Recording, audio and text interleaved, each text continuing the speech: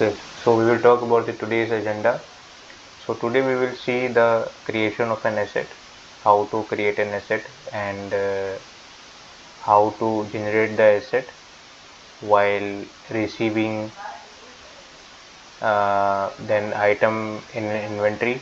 What are the parameters which needs to be enabled in the inventory, and after that we will see the generation of an asset. So first we will go to the PIM.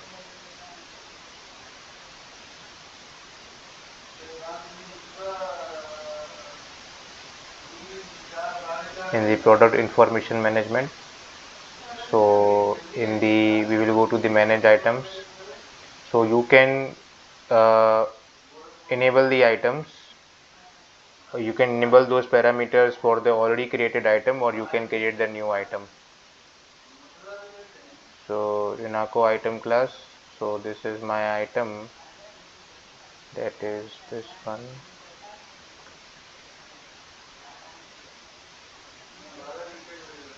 UIM U10. So this is my master org. So we will go to this item, specifications, in the manufacturing.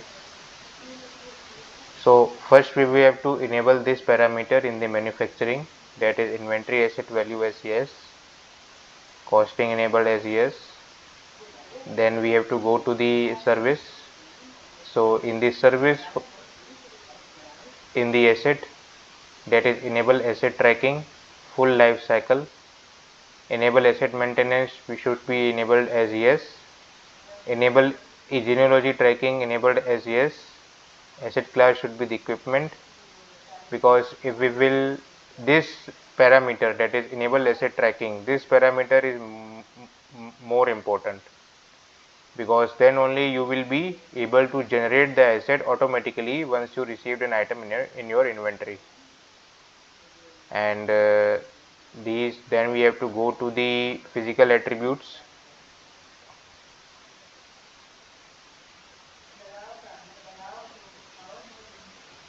In the serial. Okay, so under the inventory section, whenever you are item is only eligible for the asset when it is serial or lot control. So either a item should be lot control or a serial control to be eligible for the asset generation. So this item is serial controlled. As you can see, dynamic entry at the inventory received, starting number is 100.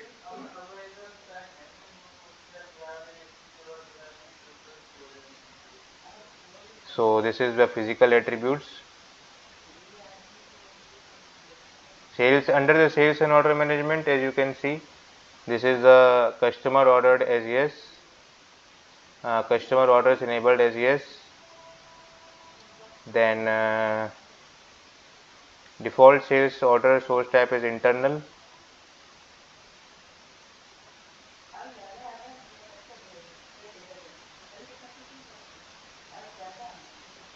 In the MPS MRP planning, we can make the planning method as MRP planning. Okay. So all these parameters are important, but out of those parameters which I have mentioned just now, these two parameters are most important, that is enable asset tracking and enable the asset maintenance. So we will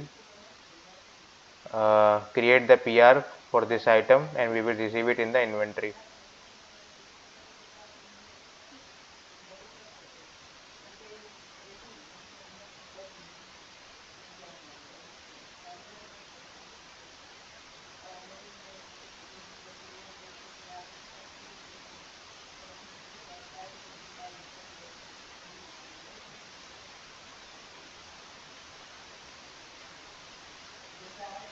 More tasks, enter requisition line.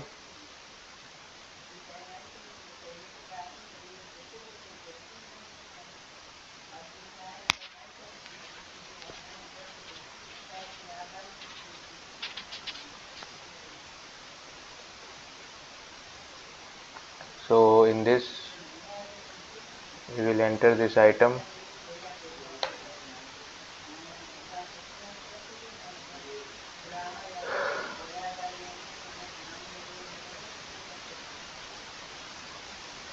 Destination type is inventory.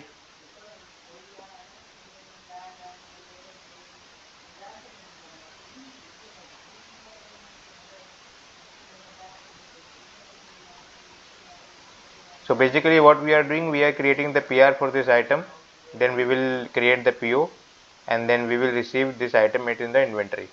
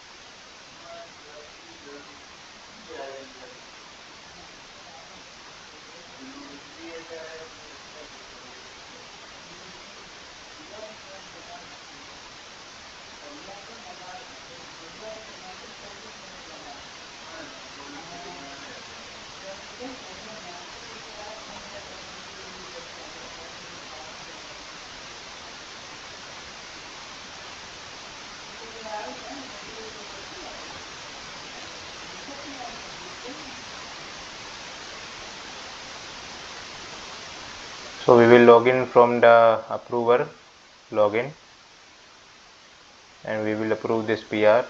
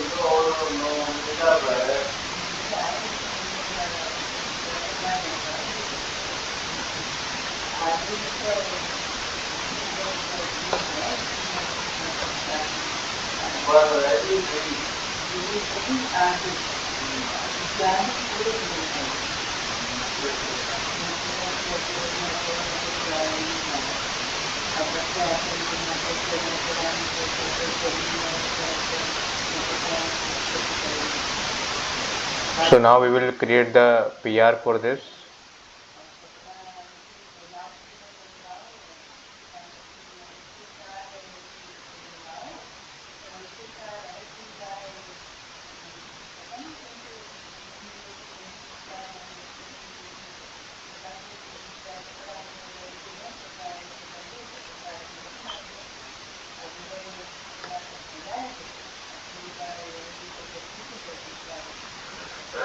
So we will search our requisition.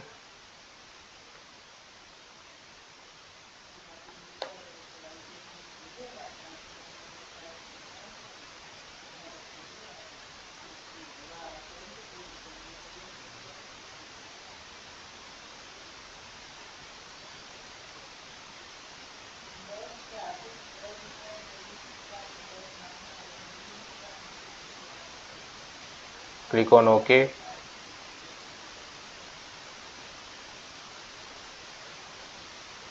create.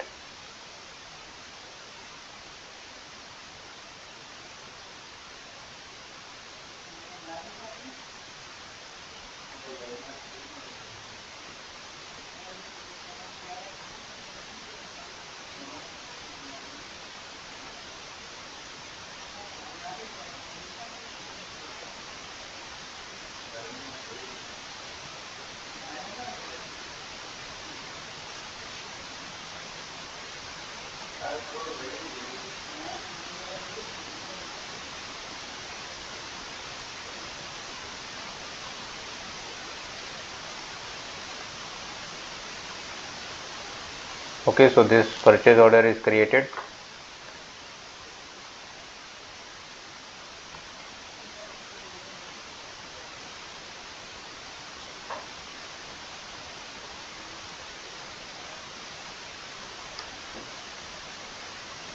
Let me add one supplier over here.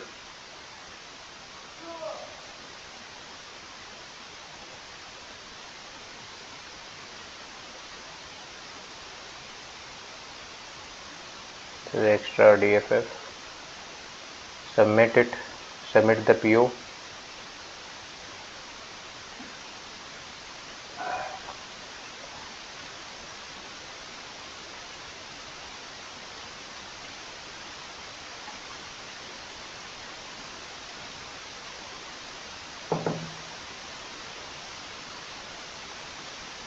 Okay, so this document purchase order is submitted for the approval. Now we will go to the approver login.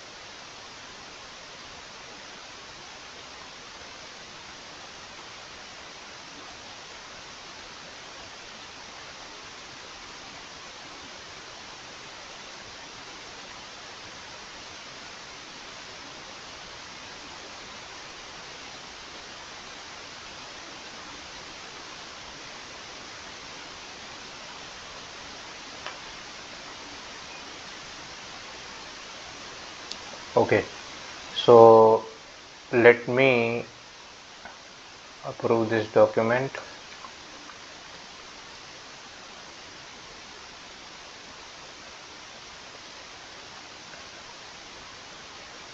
So this document PO was approved by Arnold, and I will log in from the second approver.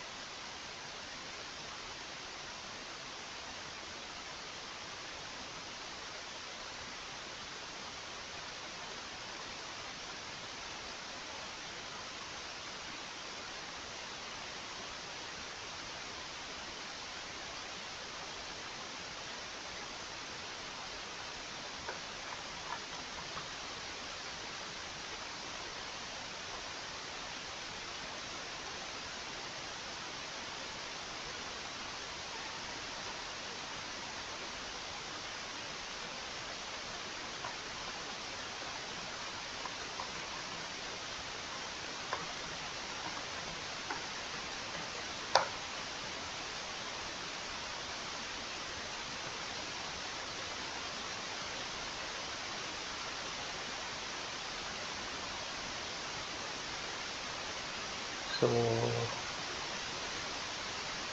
let me query the purchase order.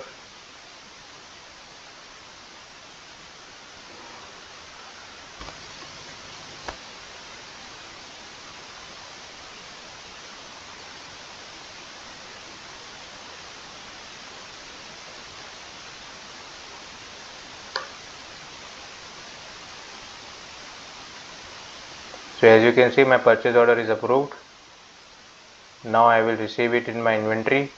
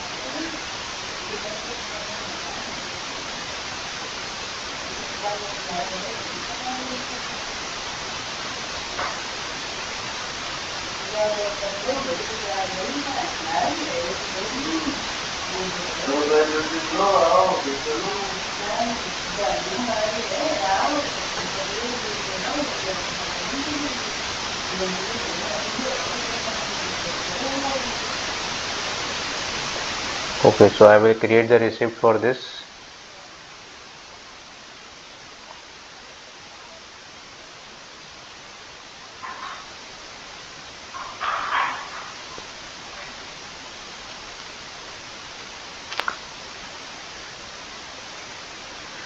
Okay, so we will submit this receipt.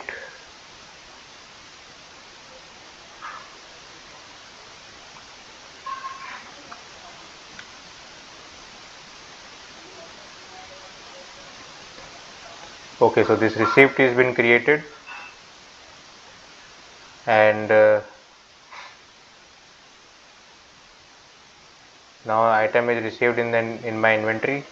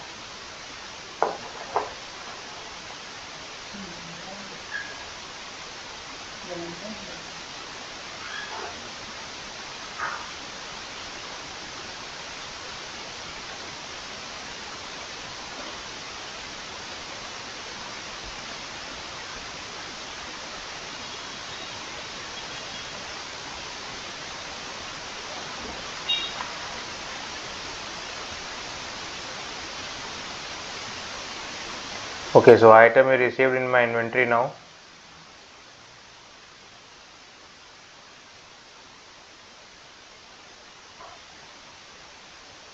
Now I will check whether my asset is generated or not. I will go to supply chain execution, maintenance management.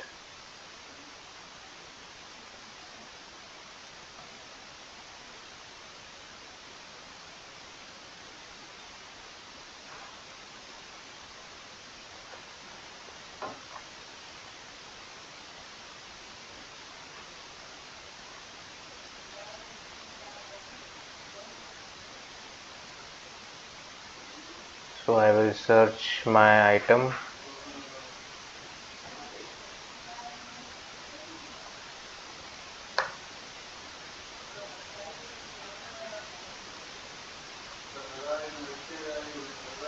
Okay, so as you can see, this is the serial number which I have entered during the receiving of in this item, and this is my new asset generated in the system, as you can see. Okay, so I will click on this asset. Okay, so now let's talk about this asset. So this is the asset page. So here you can see the overview of an asset. This is my asset number, this is my description, this is my, if you have the parent asset associated with this asset number, then the parent asset will be displayed over here. This is the serial number, this is the quantity. Now we have the two options, that is enable IoT and the competitor asset. So enable IoT means when you are when you want your asset should be synchronized with an IoT asset monitoring cloud, then it will be you have to enable this enable IoT checkbox. And competitor checkbox means when suppose you have the other asset, suppose when you are uh, suppose there is a scenario of the Toshiba company where or the Samsung company, or let's say you take the example of a Panasonic where you are procuring an item, you are procuring a Panasonic is procuring a TV, but the thing is for the glass and all other equipment they are procuring from some other companies. So those assets are known as competitor asset. So now here you can see this is my customer. So customer, so basically in the maintenance there are two types of asset. One is the enterprise asset and second is the customer asset. Enterprise asset means let's take an example of the car. So you are when your car is placed in your showroom, until and unless you have not sold that car, it will be considered as your asset or the enterprise asset. Once that car is sold to the customer, then that asset will be considered as a customer asset. So suppose you have sold to any customer over here this asset, then the details of the customer will be highlighted over here. So this is the customer contact, customer asset, start date, end date.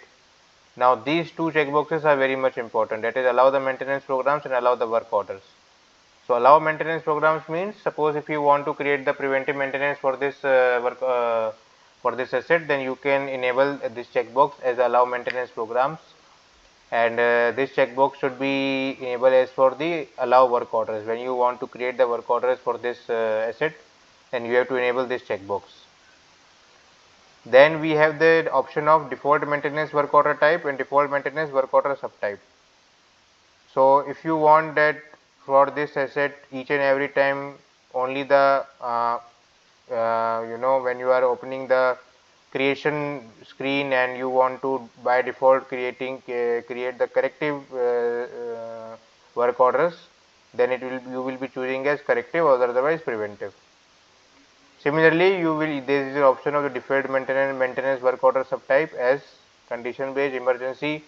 So in the manage maintenance work orders, if you will open that page, you will create, then by default, and any subtype will be highlighted based on the choice you have selected over here. Now we will go to the parts list. So in the parts list we have n number of parts associated with that item. So parts list is basically an item or the group of items associated with that asset. So if you want to add any items, you can add over here. Okay, then we have the meters. So meters means suppose if you want to if we want to create the template over here. So I am creating the template of the meter. So here we should understand over all these parameters, what these parameters is all about. So this is the name of the template, this is the code, this is a unit of measurement, this is a meter type. Okay, so meter type is gauge and continuous. So continuous means when your reading is in the when your current reading is independent from the previous reading or the upcoming reading. So this meter type should be continuous. If your meter type is gauge, gauge means gauge meter type means when your meter reading is independent of the previous reading or the next reading. So that is the meaning of the gauge. When suppose my today's reading is suppose 300 and tomorrow's reading is 200, okay, and day after tomorrow my reading is 10. So basically there is a huge change. That is not a particular order in case of gauge. And when you talk about the continuous, so continuous means suppose today is my reading is 200, tomorrow my reading is 300, way after tomorrow is 400. So it will be a continuous but in the ascending order. Okay. So if I am putting meter type as continuous and let's talk about the reading type as absolute and change. So absolute and change means suppose absolute means when you are suppose a maintenance user is today he is recording the reading as 350. So whatever the reading is there in the meter, that maintenance user has to record it. So that is the absolute. Now the reading type change means suppose today my reading is 250 and yesterday it was 200. So what the maintenance user will record, he will be recording as 50. That is today's reading minus to yesterday's reading. So he will be recording as 50 in his books instead of 250. So absolute means whatever the reading, exact reading showing in the meter, he has to record that, and change means today's reading minus yesterday's reading or the delta. Now we talk about the reading direction as ascending and descending. Okay, so we have the gauge. So in the gauge, as you can see, reading type is absolute. There is no change option in it when you put as meter type as gauge. Reading type is bidirectional. Bidirectional means if you are putting meter type as gauge, since I have already told that gauge means that when it is irrespective of it is independent of the previous reading and the next reading. It is not basically dependent. So reading direction is bidirectional means if your meter can go in the ascending order or as well as it can go in the descending order. So when I am clicking on the continuous, when my reading type is absolute and change, as you can see, if I am choosing meter type is continuous, these are the two options coming, and the reading direction is coming as ascending and descending instead of the bidirectional. So ascending means your meter reading will be in the ascending order, and reading direction descending means your meter reading should be in the descending order. Okay. So this is the unit of measurement, reset allowed. Okay, so this option reset allowed means suppose if the meter reading has reached its peak value, if the meter reading has has reached its peak value, so it means that if you want to suppose reset that particular meter, then from where it should start, from where the meter reading should start. So that is the purpose of this option reset value. Then we have the initial reading, reading minimum value, reading maximum value. Initial reading from where your meter reading should start. Reading minimum value means whenever reading minimum value means that your maintenance user will how much the minimum value he will be recording in his books. That is the reading minimum value. Now comes the reading maximum value. So reading maximum value means maximum value that can be recorded in a books by a maintenance user. Allowable maximum value is known as a reading maximum value. Now here comes the meter. So these are the options over here. Record meters as a work order completion, do not allow or mandatory. At the work order completion, if you are putting as mandatory, so whenever each and every time when the maintenance user is completing the work order, he has to record the meters, he has to record the reading. Estimated daily utilization rate, suppose if any user thinks that okay that he will on an average 50 run hours or 50 meters, the whatever the unit of measurement you are mentioning over here, 50 run hours, the meter is taking as 50 run hours per day. So that reading you have to mention over here. It means that on an average this meter will run 50 run hours per day. Now click on the cancel.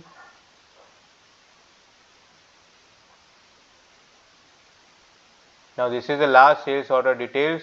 So sales order details means, suppose when you have sold this asset to any customer, so there will be any sales order number generated in the system. So here you can see the sales order details related to the asset over here.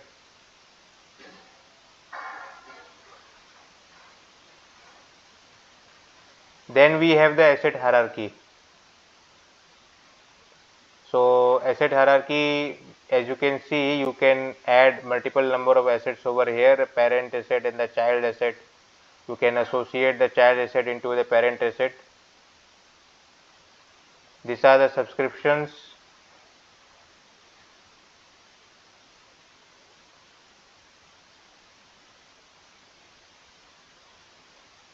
These are the service requests, any service request raised related to that asset.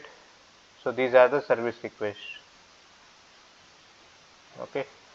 So these are the only details related to this asset. So today we have created the, okay, so one thing I want to clear you regarding the manually creation of an asset. So this is the create button over here. You can click on this create and you can create the asset by yourself. Like suppose if you want to copy the existing asset, then you can copy the existing asset from here, or you can create the asset number. Like you can enter your asset number over here. You can enter your item, enable IoT, okay, like this. So suppose if you don't want to generate the asset, then you can Oracle gives you the option to create the asset manually, and same page will same asset master page will open just like the asset generated in the system. Same asset master page will open to you. Okay, so this is for today. Thank you. Please like this video and subscribe my channel.